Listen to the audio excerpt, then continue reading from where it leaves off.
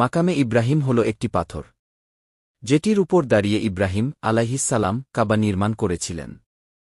যখন ইব্রাহিম আলাইহিসসালাম ও ইসমাইল আলাইহিসসালাম কাবা নির্মাণ করছিলেন, তখন উচ্চস্থানে পেছাতে ইব্রাহিম আলাইহিসসালাম এই পাথরের উপর দাঁড়াতেন।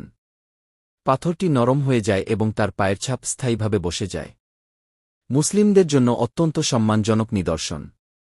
কাবা শরীফের খুব কাছেই, হাজরে আসওয়াদের কিছুটা বিপরীতে, সোনালি রঙের খাঁচার ভিতরে সংরক্ষিত। তাওয়াফ শেষ করে 2 রাকাত নামাজ মাকামে ইব্রাহিমের পিছনে পড়া সুন্নত। সেখানে নামাজ পড়ার সময় কাবা শরীফ সামনে থাকে। আজ কোটি কোটি মানুষ তার সেই চিহ্নের পেছনে দাঁড়িয়ে নামাজ পড়ে। কত সম্মান আল্লাহ দিলেন তাকে! তুমি কি সেই পায়ের ছাপের সম্মান জানো? নাকি কেবল ছবি তুলে চলে যাও?